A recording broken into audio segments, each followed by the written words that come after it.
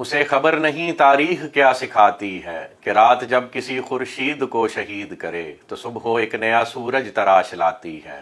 میرا قلم نہیں اوزار اس نقب زن کا جو اپنے گھر کی ہی چھت میں شگاف ڈالتا ہے۔ میرا قلم نہیں میزان ایسے عادل کی جو اپنے چہرے پہ دوہرا نقاب رکھتا ہے۔ میرا قلم نہیں میزان ایسے عادل راجا کی جو اپنے چہرے پہ دوہرا نقاب رکھتا ہے۔ میرا قلم تو امانت ہے میرے لوگوں کی، میرا قلم تو عدالت ہے میرے ضمیر کی۔ میں کٹ گروں تو سلامت رہوں، یقین ہے مجھے کہ یہ سارے ستم کوئی تو گرائے گا۔ تمام عمر کی ایذا نصیبیوں کی قسم، میرے قلم کا سفر رائے گا نہ جائے گا۔ بسم اللہ الرحمن الرحیم۔ یہ جو اشعار میں نے آپ کے سامنے پڑھے ہیں، یہ احمد فراز صاحب کے قلم سے نکلی بھی وہ خیر ہے جو اپنے وقت میں انہوں نے ایک ظلم و بربریت کی داستان کے خلاف ایک آواز اٹھائی تھی اور وہ عوام تک پہنچی اور آج تک ہم اس کی گونج سن رہے ہیں۔ الحمدللہ اللہ پاک نے بلو ورلڈ سٹی مینجمنٹ کو بھی یہ موقع دیا کہ ان کے ہاں بیٹھے ہوئے ڈیزائنر اور آرکیٹیکٹس کے قلم سے ایک خیر اور خیر کے نقشے نکلیں جو ملک خداداد پاکستان میں ایک نئی داستان رقم کریں۔ اور الحمدللہ ہم نے ایز مینجمنٹ یہ ڈیسیژن لیا جوائنٹلی کہ ہم اللہ پاک کے فضل و کرم سے پاکستان میں ایک نیا شہر آباد کریں گے اور جس کی بنیاد ٹورزم ہوگا، اور ہم دبئی کی طرز پہ یا سنگاپور کی طرز پہ یا انٹرنیشنل ممالک میں جو آج کل ایک تگ و دو ایک ایفرٹ چل رہی ہے کہ تمام دنیا کے ممالک اپنے ہاں ٹورسٹ ڈیسٹینیشنز ڈیولپ کرنا چاہ رہے ہیں، اس کو مد نظر رکھتے ہوئے ہم نے بھی یہ کاوش 2018 میں شروع کی اور اس کے لیے زمین حاصل کرنے کا پروسیس شروع کیا۔ 400 کنال کے ایک سفر سے شروع ہونے والا یہ سفر آج الحمدللہ 2 لاکھ کنال سے اوپر الحمدللہ موقع پر موجود ہے، اور بلو ورلڈ سٹی کی مینجمنٹ، اس کا تمام سٹاف، اس کی ڈیولپمنٹ ٹیم اور اس کے تمام محکمے آج سائٹ کو ڈیولپ کرنے میں لگے ہوئے ہیں، اور ایک فقید المثال قسم کی ڈیولپمنٹ جو الحمدللہ پاکستان کی عوام جس کو سراہتی ہیں، ہمارے کسٹمرز جس کو سراہتے ہیں، وہ الحمدللہ موقع پر اس وقت تعمیر کے مراحل طے کر رہا ہے۔ انفارچونیٹلی جب بھی اس ملک میں کوئی ڈیولپمنٹ کی کاوش ہوتی ہے اور جب بھی اس ملک میں کوئی تعمیر و ترقی کی کاوش ہوتی ہے تو بہت سارے ایلیمنٹس جو پاکستان کی ترقی ڈائجسٹ نہیں کر پاتے وہ ایکٹیو ہو جاتے ہیں، اور کوئی بھی گروتھ کا عمل جو اس ملک میں چلتا ہے اس کو جان بوجھ کر جپڈائز کرنے کی کوشش کی جاتی ہے۔ اسی طرح کا ایک واقعہ ابھی پچھلے کچھ دنوں میں ہوا ہے۔ انگلینڈ سے ایک صاحب ہیں عادل راجہ، جو کہ بڑے عرصے سے افواج پاکستان کے خلاف زہر اگل رہے ہیں، اور انہوں نے ایک سوچے سمجھے منصوبے کے تحت ایک ٹویٹ کی ہے، اور اس ٹویٹ میں ایک ویڈیو ایمبیڈ کی ہے جس ویڈیو میں ایک نقاب پوش آدمی جس کی آواز بالکل عادل راجہ سے ملتی ہے، اور اس پہ شک یہی کیا جا سکتا ہے کہ عادل راجہ خود ماسک پہن کے یہ گفتگو فرما رہے ہیں۔ انہوں نے بہت سارے لغو قسم کے الزامات جو ہیں وہ بلو ورلڈ سٹی کی مینجمنٹ پہ لگائے ہیں، افواج پاکستان پہ لگائے ہیں، اور پاکستان کے معتبر اداروں جس میں ISI آتی ہے اور انٹیلیجنس کے ادارے آتے ہیں ان میں، اور ان میں بیٹھے چند افسران پہ، سینئر افسران پہ انہوں نے الزامات لگائے ہیں، جس کی تردید کے لیے آج میں نے مناسب سمجھا کہ میں یہاں خود حاضر ہو کے لوگوں کو اس حقیقت کے بارے میں یا جو الزامات لگائے گئے ہیں ان کی تردید بلو ورلڈ سٹی مینجمنٹ کی بہاف پہ کروں۔ الزامات بلو ورلڈ سٹی پہ بھی لگائے گئے ہیں، ادارے پہ بھی لگائے گئے ہیں، بالخصوص عادل راجہ نے اپنے ٹویٹ کے ذریعے یا اس میں لگائی گئی ویڈیو میں ایک ریسپیکٹیبل سینئر آفیسر آرمی کے جنرل فیصل نصیر صاحب جو کہ اس وقت DGC ہیں ISI، ان کو ٹارگٹ کیا ہے اور ان کی ذات پر الزامات لگائے ہیں، اور پھر chief of army staff general Asim Munir صاحب کو بھی انہوں نے ہائی لائٹ کرنے کی کوشش کی ہے کہ جی انہوں نے خدا نخواستہ فیصل نصیر صاحب کو یا تو اجازت دے رکھی ہے یا ان کے نزدیک عادل صاحب کے نزدیک جو ہے ان کو کوئی چھوٹ دی ہوئی ہے کہ وہ ہمارے ساتھ کسی قسم کی انگیجمنٹ کریں اور ہمیں ہیلپ آؤٹ کریں میٹرز میں، یا خدا نخواستہ اس طرح کا الزام لگایا گیا کہ ان کی کوئی بھاری بھرکم انویسٹمنٹ یہاں پہ ہوئی ہے۔ جی جو شارٹ سا ٹائم یہاں پہ راولپنڈی اور اسلام آباد کی ویسینٹی میں ہمیں یہ کام کرنے کا موقع ملا ہے اور ہم ایک فقید المثال قسم کا پروجیکٹ بنانا چاہ رہے ہیں، اس میں نے جو میری انٹریکشن اداروں کے ساتھ ہوئی ہے، اور ہم ہمیشہ سے پاکستان کی ترقی کے لیے اور پاکستان کے دفاعی اداروں کے ساتھ شانہ بشانہ شامل حال ہو کر ملک کی ترقی کے لیے کام کرنے کے لیے ہمیشہ سے کوشاں رہے ہیں، اور ہماری جتنی بھی ملاقات مختلف اداروں سے مختلف حوالوں سے ہوتی رہی ہیں۔ کچھ سیکورٹی کے معاملات تھے، کچھ ہمارے طرف سے ایک انیشیٹو لیا گیا تھا کہ ہم چاہتے تھے کہ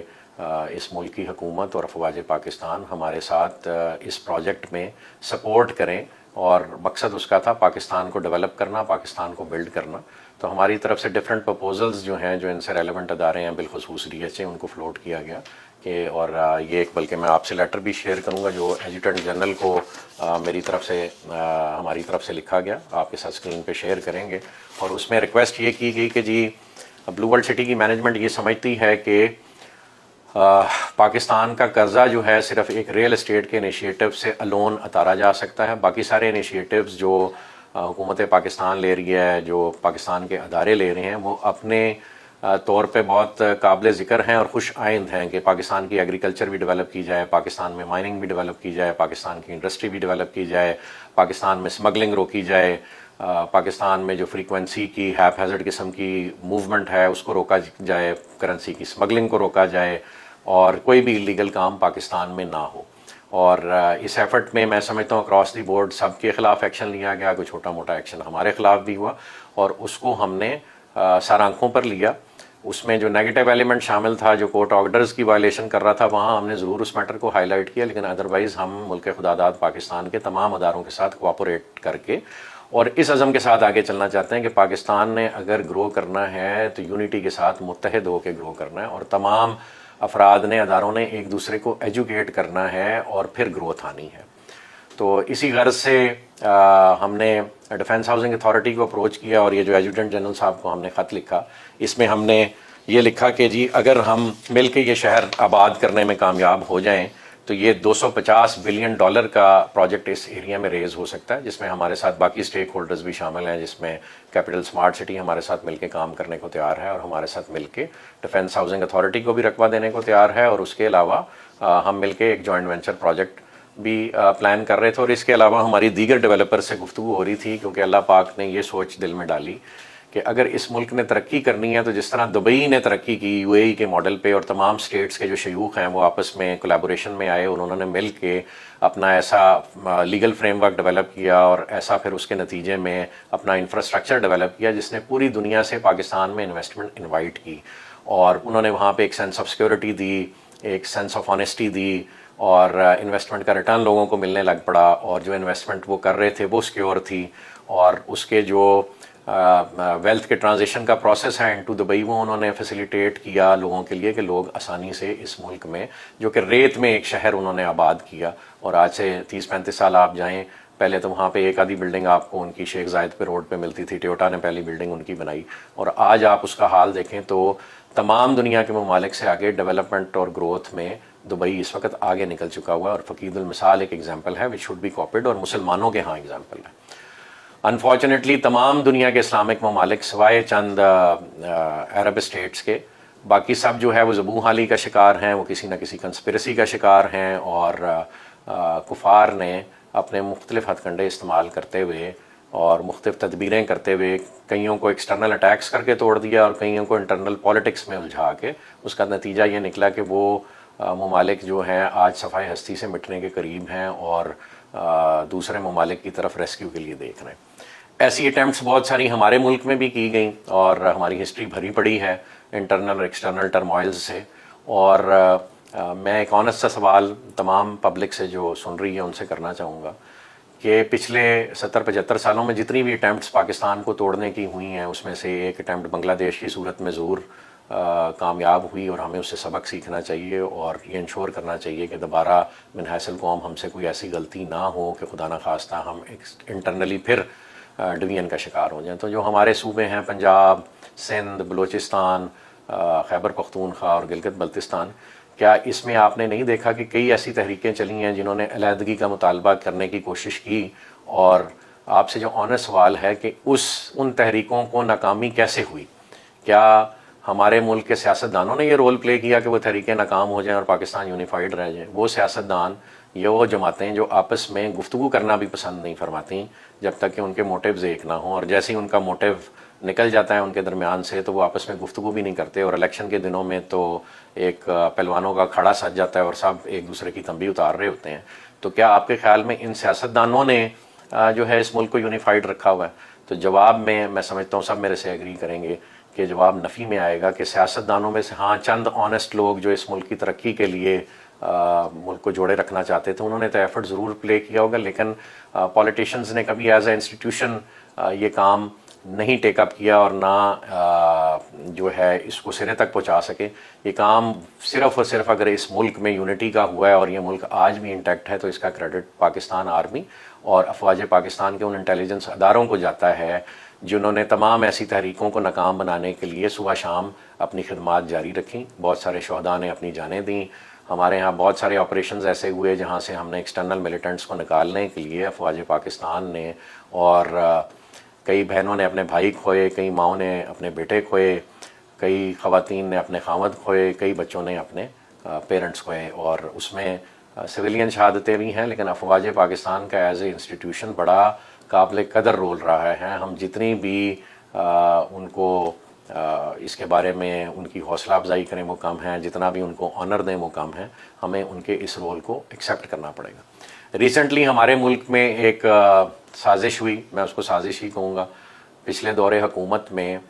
وہ ایکسٹرنلی ایجنسیوں نے رول پلے کیا یا انٹرنلی ہمارے چند افراد اور چند رہنما اس کا شکار ہوئے, لیکن نتیجہ یہ نکلا کہ 9 مئی کو ایک ایسا سانحہ وقوع پذیر ہوا کہ چند شرپسند عناصر جو کہ عوام پاکستان میں ہی موجود تھے اور عام شہری تھے, وہ اپنے رہنماؤں کی باتوں میں آ کر یا وہ پرووکیشن جو اوور ٹائم پیریڈ اس ملک میں انجیکٹ کی جا رہی تھی پاکستانی نیشن کے بلڈ میں, اس کا شکار ہو کے انہوں نے اپنے اداروں کے انسٹالیشنز پہ حملہ کیا, پاک فوج کے مراکز پہ حملہ کیا, یہاں پہ لاہور میں کور کمانڈر ہاؤس پہ حملہ کیا.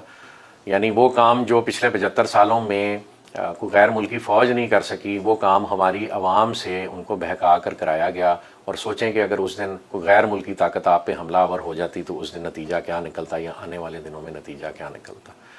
تو اس سوچ کو ہمیں ڈیفیٹ کرنا ہے, اور یہ سوچ جو ہے وہ آن پرپز غیر ملکی ایجنسیاں عادل راجہ جیسے یوٹیوبرز کو یوٹیلائز کر کے اس ملک میں یہ زہر پھیلانے کی کوشش کر رہی ہیں اور عوام اور فوج کے درمیان اعتمادی پیدا کرنے کی کوشش کر رہی ہیں. اور جب ایکسٹرنل فورسز نے یہ دیکھا کہ آج تک یہ ملک ایکسٹرنل کسی حملے سے ڈیفیٹ کی طرف نہیں جا سکا تو انہیں صرف ایک ہی ایجنڈا نظر آیا, اور وہ ہے کہ جی عوام کو بدظن کیا جائے اور یہ پاکستانی افواج کے خلاف خدا نخواستہ کوئی ایسی اٹیمپٹ کریں جس سے وہ کام جو 75 سالوں میں دشمن نہیں کر سکا وہ کرنے میں کامیاب ہو جائے. تو ہم جو عادل راجہ نے الزامات لگائے جی ان کی بھرپور قسم کی نفی کرتے ہیں, اور اللہ کو حاضر ناظر جانتے ہوئے یہ گواہی دیتے ہیں کہ پاکستان کے کسی آرمی آفیسر یا ایون ریٹائرڈ آفیسر نے کبھی بھی شراکت داری کی غرض سے ہمارے ساتھ کسی قسم کی کوئی بھی انویسٹمنٹ نہیں کر رکھی, نہ کی ہے, نہ ایسی کہیں گفتگو انیشیٹ ہوئی ہے. اور ہم نے بھی کبھی کسی سے اس قسم کی آؤٹ آف دی باکس یا آؤٹ آف دی بکس جو ہے فیسیلیٹیشن نہیں مانگی. ہم جو مانگتے رہے ہیں سب سے آن پیپر مانگتے رہے ہیں, آن ریکارڈ مانگتے رہے ہیں. ملکی دفاع کے ادارے جو ملک کی ترقی کے لیے سوچتے ہیں ان تک اگر ہم نے یہ گفتگو پہنچائی ہے کہ جی ہم پاکستان کی تعمیر میں اپنا حصہ ادا کرنا چاہتے ہیں تو یہ ہمارا فرض بھی ہے اور ہمارا حق بھی ہے, اور کسی بھی ادارے کی ہماری ہیلپ کرنا اس کا فرض بھی ہے اور ہمارا حق بھی ہے, اور یہ متعلقہ اداروں نے کرنا ہے. ہم نے ڈیفنس ہاؤسنگ اتھارٹی کو اس لیے اپروچ کیا کہ ہم یہ سمجھتے ہیں کہ اس ملک میں تعمیر و ترقی کا اگر کام کسی نے بھرپور انداز میں ایز این انسٹیٹیوشن کیا تو وہ ڈیفنس ہاؤسنگ اتھارٹی نے کیا. باقی پرائیویٹ ڈیولپرز ہیں, بڑے نام ہیں, انہوں نے بھی اچھا کام کیا ہے. لیکن جس وقت فیملی اونڈ بزنسز ہوتے ہیں تو فیملی کی پرائیورٹیز کے ساتھ ان کی بزنس کی پرائیورٹیز بھی چینج ہو جاتی ہیں, اور یہاں پہ کوئی بھی سویلین ادارہ اس قسم کی ڈیولپمنٹ اور گروتھ نہیں ڈیلیور کر سکا کہ ہم اس پہ رلائی کریں. تو ڈیفنس ہاؤسنگ اتھارٹی نے ایک اچھا کام کیا, اور اسی وجہ سے ہم نے انہیں اپروچ کیا کہ جو دبئی بنانے والا ویژن ہے پاکستان میں اس کو سرکاری طور پہ کسی اہل ادارے کی سرپرستی کی ضرورت ہے. اور ہم آج بھی ڈیفنس ہاؤسنگ اتھارٹی کو اس گفتگو کے توسط سے آفر کرتے ہیں کہ ہم اپنا تمام رقبہ جو ہے اور جو ہم مزید ایکوائر کر رہے ہیں وہ ہم آپ کی ڈومین میں رہتے ہوئے اور آپ کی گائیڈنس کے تحت ہم ان کو اس انداز میں ماسٹر پلان کر کے ایگزیکیوٹ کرنا چاہیں گے کہ وہاں ریئل ٹرمز میں دبئی کی طرز کا ایک شہر آباد کیا جائے اور اس کو اسپیشل رولز اینڈ ریگولیشنز کے تحت ٹریٹ کیا جائے. ایک ٹورسٹ سٹی بنایا جائے, وہاں پہ ٹورزم پولیس ہو اور ٹورزم کا ڈپارٹمنٹ یا ایک اسپیشل اتھارٹی جیسے یہاں پنجاب میں لاہور میں روڈا کی اتھارٹی کھڑی کی گئی کہ جی راوی ریور کے ارد گرد ایک شہر آباد کیا جائے اور وہاں پہ جو ہے انویسٹمنٹ کو انوائٹ کیا جائے, اور وہ اتھارٹی نے اس سارے ایریے کو کنٹرول کرنا تھا. اسی طرح ہم یہ چاہتے ہیں کہ ایک ادارہ ریز کیا جائے. اگر ڈیفنس ہاؤسنگ اتھارٹی یہ کام نہیں کرنا چاہتی تو کوئی نیا ادارہ ریز کیا جائے جو وہاں پہ آ کے یہ کام کرے. تو ہم پہ جو ایسے الزامات لگائے گئے جی ان کی بھرپور الفاظ میں ہم مذمت کرتے ہیں، اور عادل راجہ کو ہم یہ وارن کرتے ہیں کہ انشاءاللہ آپ کے خلاف ہم لیگل ایکشن ٹیک اپ کریں گے، UK میں ٹیک اپ کریں گے، ڈیفیمیشن کے کیس آپ پہ کریں گے، اور یہ ثابت کریں گے کہ آپ نے جو بولا ہے، آپ نے جو بیان کیا ہوا ہے وہ صرف اور صرف جھوٹ ہے اور ایک سازش پر مبنی ہے۔ اگر آپ کے الزامات میں کچھ صداقت ہے تو میں آپ کو چیلنج کرتا ہوں کہ آپ ایویڈنس پروڈیوس کریں۔ اگر جنرل فیصل نصیر صاحب کے حوالے سے یا کسی بھی آرمی آفیسر کے حوالے سے کسی قسم کی بھی آپ ایویڈنس پروڈیوس کرنے میں کامیاب ہو گئے تو ہم اپنا سر قلم ڈی چوک میں ساری مینجمنٹ کروا دیں گے، اور اگر ایسا آپ نہ ثابت کر سکیں تو عادل راجہ صاحب آپ کو اپنا سر قلم خود کر لینا چاہیے، یا شرم سے پانی میں ڈوب مرنا چاہیے کہ آپ پاکستان کے ان اداروں پہ الزام لگا رہے ہیں جن اداروں کی وجہ سے آج پاکستانی اپنے گھروں میں محفوظ ہیں اور یہ ملک انٹیکٹ ہے، اور تمام عالمی سازشیں جو ہے وہ غیر مؤثر رہی ہیں، اور آج بھی پاکستان الحمدللہ ترقی کی منازل طے کرنے کی طرف گامزن ہے۔ بیچ میں یس چیلنجز آئے ہیں، وہ ہمارے ملک میں من حیث القوم ایک گروتھ کا پروسیس چل رہا ہے جس میں انشاءاللہ ہم ایز اے نیشن گرو کریں گے، ایز اے نیشن اپنی جو ہے الائنمنٹ ری ڈیفائن کریں گے، اور ہم اس ٹرموائل سے نکل آئیں گے۔ اس میں یونٹی آف کمانڈ چاہیے، وہ امید ہے کہ آنے والے دنوں میں اس ملک کو میسر ہوگی، اور ایک ایسا سسٹم کھڑا کیا جائے گا جہاں جو ٹاپ ٹو باٹم ڈیسیژنز لیے جاتے ہیں وہ نیچے تک امپلیمنٹ کیے جائیں اور ادارے ریڈو کیے جائیں۔ تو لہٰذا میری تمام لوگوں سے یہ درخواست ہے کہ اپنے دفاع کے اداروں کے ساتھ کھڑے ہوں اور ایسے لوگوں کی بھرپور الفاظ میں مذمت کریں اور مزاحمت کریں، اور افواج پاکستان کے ساتھ کھڑے ہوں۔ افواج پاکستان ہیں تو ہم سب ہیں، اور ان لوگوں کی وجہ سے یہ ملک جو ہے بچا ہوا ہے آج تک، اور انشاءاللہ غلطیاں سب سے ہوتی ہیں، ہم سے بھی من حیث القوم کئی غلطیاں ہوئی ہیں، انڈیویجول افراد سے بھی غلطیاں ہوتی ہیں۔ اگر کسی سے کبھی کوئی غلطی ہوئی ہے، میں بلکہ ایک مثال دینا چاہوں گا، عام طور پر لوگوں سے میں یہ مثال شیئر کرتا ہوں کہ آپ کے گھر میں اگر ایک فیملی سٹرکچر میں آپ کے ہاں بچے بچیاں بھی ہیں اور باقی فیملی ممبرز بھی ہیں، اگر کسی بچے سے کوئی غلطی ہو جائے تو کیا آپ گھر کی چھت پر چڑھ کے پورے محلے میں اس کا اعلان کریں گے، یا اس غلطی کو چھپا کے اپنے اس بچے کو، اس بچی کو آپ سمجھا کے گائیڈنس دے کے اس کو راہ راست پہ لانے کی کوشش کریں گے؟ تو ہم سے من حیث القوم اگر کوئی غلطیاں ہوئی ہیں تو ہمیں آپس میں مل بیٹھ کے ایک دوسرے کو سمجھا کے انشاءاللہ اپنے آپ کو راہ راست پہ لانے کی کوشش کرنی چاہیے، نہ کہ ہم اپنا ڈھنڈورا جو ہے وہ پوری دنیا میں پیٹیں اور ایک دوسرے کو ذلیل کریں۔ تو سب قوتوں کو جو اس ملک میں ہیں، جو اس ملک کی تعمیر و ترقی کے بارے میں